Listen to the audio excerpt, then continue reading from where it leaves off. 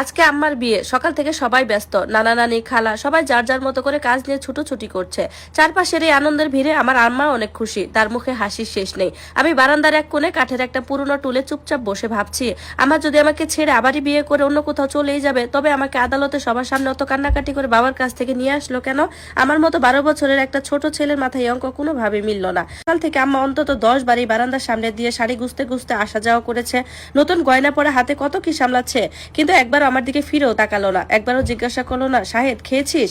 আমি কার কাছে গিয়ে খাবারের কথা বলবো? যার উপর ভরসা করার কথা সেই আম্মাই যখন কিছু জিজ্ঞাসা করছে না, তখন অন্যদের কথা তো বাদই দিলাম।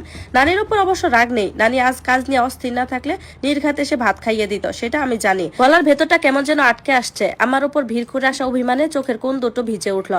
আমার যদি আমাকে এইভাবে পর করেই দেবে, তবে কেন সেদিন অত নাটক করে আব্বার কাছ থেকে আমাকে আলাদা করলো? যেদিন জজ সাহেব আদালতের রায় দিলেন যে আমি আম্মার কাছেই থাকবো, আদালত কক্ষের সেই দিনটার কথা আমার খুব পরিষ্কার মনে আছে। রায় শোনার পর আব্বা হাঁটু গেড়ে মেঝেই বসে পড়েছিল, আমাকে শক্ত করে জড়িয়ে ধরে কি কান্না আব্বার! আব্বার বুকের ধকধক শব্দ আর চোখের পানিতে আমার শার্টের কাট ভিজে গিয়েছিল। গাড়িতে ওঠার আগে আব্বা আমার পকেটে জোর করে বেশ কিছু টাকা গুঁজে দিয়ে বলেছিল, যখন যা মন চাইবে তাই কিনে খায়ো বাবা, আমি তোমাকে আমার কাছে রাখতে পারলাম না।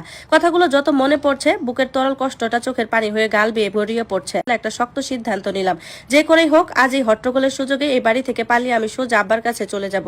উঠোনের দিকে তাকাতেই দেখি বরপক্ষের লোকজনের জন্য ডেকোরেটরের লোক দুটি বড় খাসি কাটতে বসেছে।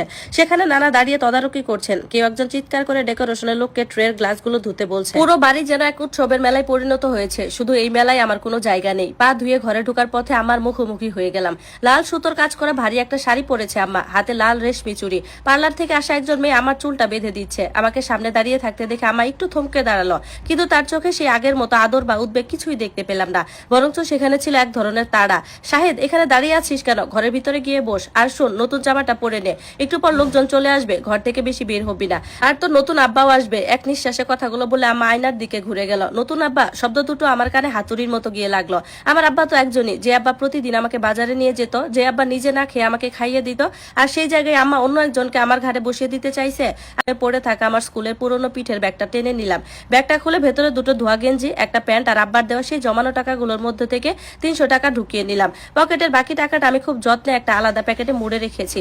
ওটা আব্বার শেষ স্মৃতি, ওটা আমি খরচ করব না। বাড়ি থেকে বের হওয়ার রাস্তা খুব সহজ নয়, উঠোনে নানার নজর এড়িয়ে গেট দিয়ে যাওয়া যাবে না, কিন্তু পেছনে রান্নাঘরে পাশ দিয়ে যে ছোট গলিটা পুকুর পাড়ের দিকে গেছে, ওদিক দিয়ে চাইলে খুব সহজে টপকে বেরিয়ে যাওয়া যায়। দুপুর 1:30টার দিকে যখন সবাই দুপুরের খাবার খেতে বসবে আর নতুন বর আসা তার তোড়জোড় শুরু হবে, ঠিক তখনই সুযোগটা নিতে হবে। হঠাৎ দরজায় টোকা পড়লো, চোখ মুছে দেখি নানি দাঁড়িয়ে আছে, হাতে একটা ছোট বাটিতে দুটো মিষ্টি। নানির চোখ দুটো ক্লান্ত, কিন্তু সেখানে আম্মার মতো উদাসীনতা নেই। নে ভাই, সকাল থেকে তোকে কিছুই খেতে দেখি নাই, একটু মুখে দে, তোর আম্মা তো আজ নতুন জায়গায় পা দিচ্ছে, তোকে দেখার সময় কই তার? নানি নিঃশ্বাস ফেলে আমার মাথায় হাত বুলালো। নানির হাতের মিষ্টিটা মুখে দিতে গিয়ে আমার গলায় আটকে গেল।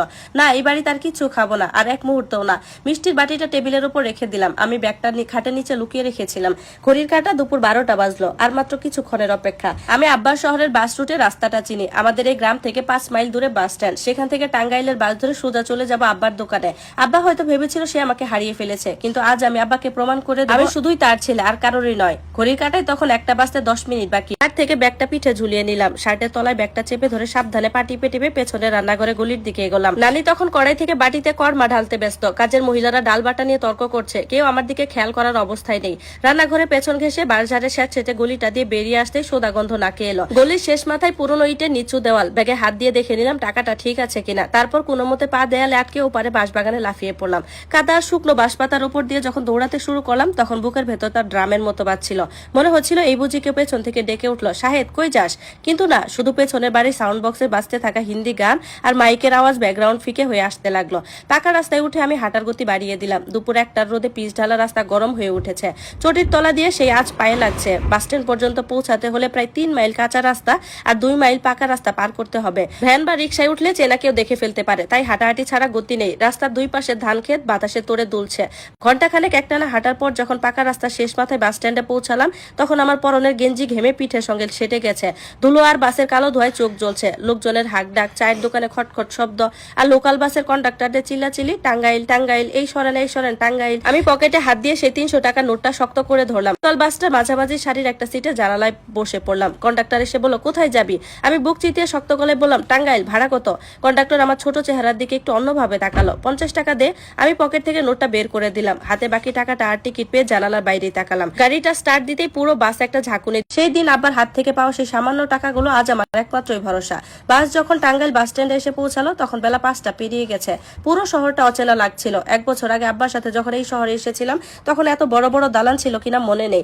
মোড়ের মুখে নেমে একটা ডাবের দোকানে গিয়ে দাঁড়ালাম। ডাবওয়ালা লোকটা ডাব কাটতে কাটতে বলল, কই যাবা বাজান? আমি বললাম, চৌধুরী মার্কেটের পেছনে রহমান ইলেকট্রনিক্স দোকানে।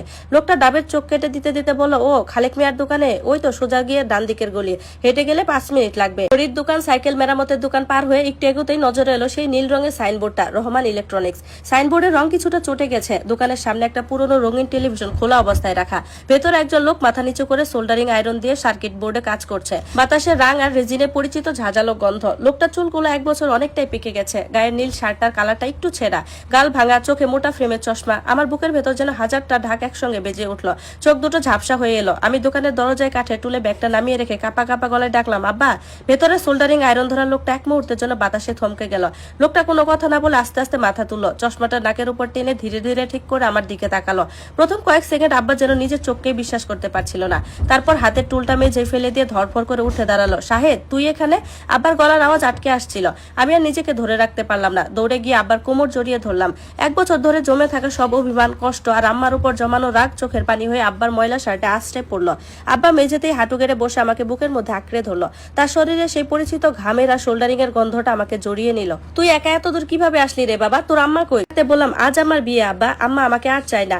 আমি আর ওই বাড়িতে ফেরত যাবো না। তুমি আমাকে তোমার কাছে রেখে দাও। তুই দুপুর থেকে কিছুই খাসনি শাহেদ? আব্বা গলার তুতলামো চেপে রেখে জিজ্ঞাসা করলো। আমি মাথা নেড়ে না বললাম। সকাল থেকে পেটে পানি ছাড়া আর কিছুই পড়ে। হাত ধরে টানতে টানতে পাশের গলির ছোট হোটেলটার দিকে নিয়ে গেল। হোটেলের কাছের আলমারিতে রাখা ঠান্ডা পরোটা খেলাম প্রথমে, তারপর রুই মাছের ঝোল দিয়ে ভাত দিল। খাওয়া শেষ করে আব্বা আমাকে তার মেসে নিয়ে গেল। বাজারের পেছনে একটা পুরনো চুনকাম খসে পড়া 4তলা বিল্ডিং এর নিচতলার একটা ছোট রুম। ঘরে পা দিতেই স্যাঁতস্যাঁতে একটা প্লাস্টিকের গন্ধ নাকে এলো। ঘরের কোন একটা লোহার সিঙ্গেল খাটের উপর জটলা পাকানো কাঁথা। মেঝেতেই বসে পড়লাম। 1 বছর আগের আব্বা আর আজকের আব্বার মধ্যে আকাশ পাতাল তফাৎ। মা তো কোর্টে বলল আব্বা মদ জুয়ায় শেষ হয়ে গেছে, কিন্তু এখানে এসে দেখছি আব্বা আসলে নিজের একাকিত্বের কাছে হার মেনে নিজের শরীরটাকে শেষ করে ফেলেছে। আমাকে হারিয়ে এই নিঃসঙ্গ ঘরে আব্বা কিভাবে রাত পার করছে তা এই ওষুধের পাতাগুলোই সাক্ষী। ঠিক তখনই আব্বার পকেটে থাকা পুরনো বাটন ফোনটা বিকট শব্দে বেজে উঠল। ঘরের নীরবতা ভেঙে রিংটোনটা যেন হাতুড়ির মতো বাজলো। আব্বা পকেট থেকে ফোনটা বের করে স্ক্রিনের দিকে তাকালো। তার মুখের রঙের পরিবর্তনটা আমি পরিষ্কার দেখতে পেলাম। গায়ের চামড়া টান টান হয়ে গেল। কপালে চিন্তার ভাঁজ গভীর হলো। কার ফোন আব্বা? আমি কিছুটা ভয়ে জিজ্ঞাসা করলাম। আব্বা কোনো কথা না বলে ফোনের সবুজ বোতামটা চেপে কানে ধরলো। লাউডস্পিকার অন না থাকলেও ঘরের নিস্তব্ধতায় উপাসে চেনা চিৎকারটা স্পষ্ট শোনা যাচ্ছিল। আম্মার গলা, কিন্তু সেই গলায় তীব্র রাগ আর আশঙ্কায় ভরা। খালেক, শাহেদ কি তোমার কাছে গেছে? সত্যি করে বলো, আজ আমার বিয়ের দিনে তুমি তোমার ছেলেকে লুকিয়ে চুরিয়ে আমার কাছ থেকে নিয়ে গেলে, আমাকে বিপদে ফেলার ধান্দা করছো? আমার এই অভিযোগ শুনে আবার হাতটা কেঁপে উঠলো। আব্বা শান্ত গলায় বলল, শাহেদ একা একা হেঁটে এত দূর চলে এসেছে সুফিয়া। সে সারাদিন কিচ্ছু খায় নাই, পেটে খিদে নিয়ে আমার দোকানে এসে হাজির হয়েছে। মিথ্যা কথা বলবা না একদম। ওপাশ থেকে আম্মা এক প্রকার গর্জে উঠলো। 12 বছরের একটা ছেলে একা একা টাঙ্গাইল চলে যাবে? তুমিই তাকে বুদ্ধি দিয়েছ। তার নানি তাকে ঘরে দেখতে না পেয়ে সারা গ্রাম খোঁজাখুঁজি করছে। পরপক্ষে লোক চলে এসেছে, আর আমার ছেলে নাকি নিখোঁজ। তুমি জেনে শুনে আমার জীবনটা তছনছ করতে চাও, তাই না? আমি আর সহ্য করতে না পেরে আবার হাত থেকে মোবাইল ফোনটা একরকম ছিনিয়ে নিলাম। মুখের কাছে নিয়ে চিৎকার করে বললাম, আম্মা, আব্বা আমাকে ডাকে নাই, আমি নিজেই আসছি। তুমি তো তোমার নতুন বর নিয়ে ব্যস্ত ছিলে, আমার দিকে একবারও তাকাও নাই। আমি আর কোনোদিন ওই বাড়িতে ফেরত যাব না, আমি আব্বার কাছেই থাকবো। ওপাশ থেকে আম্মা কয়েক সেকেন্ড চুপ হয়ে গেল। হয়তো আমার এই সোজা কথাগুলোর জন্য সে তৈরি ছিল না। তারপর স্বর কিছুটা নরম করে হুমকি দিয়ে বলল, শাহেদ, তুই ছোট মানুষ, তুই বুঝবি না। তুই চলে আয় এখনই। কোর্টের রায় অনুযায়ী তুই আমার কাছেই থাকবি। তোর বাবা যদি তোকে জোর করে রাখে তবে আমি কাল সকালে পুলিশ নিয়ে যাব। চিৎকার করে মা বলল, খালেক, তুমি কিন্তু ভালো করে জানো কোর্টের কাগজ আমার পক্ষে। পুলিশ আসলে তোমার অবস্থা খারাপ হয়ে যাবে। কলটা খট করে কেটে গেল। ফোনটা আমার হাত থেকে নামিয়ে রাখার পর ঘর আবার সেই নীরব আর নিথরতায় ফিরে এলো। আব্বা মেঝেতে মাথা নিচু করে বসে রইল। তার হাত দুটো হাঁটু জড়িয়ে ধরেছিল। আমি আব্বার কাছে ঘেসে গিয়ে বললাম, আব্বা আব্বা পুলিশ আসলে তুমি আমাকে দিয়ে দেবে? আমি তো আমার কাছে যেতে চাই না, তুমি আবার জজ সাহেবকে বলো না আমি তোমার কাছেই থাকতে চাই। আব্বা মাথা তুলে আমার দিকে তাকালো, তার চোখে জল। আমাকে জড়িয়ে ধরে মাথায় হাত বুলাতে বুলাতে বলল, কোর্টের আইন বড় কঠিন রে শাহেদ।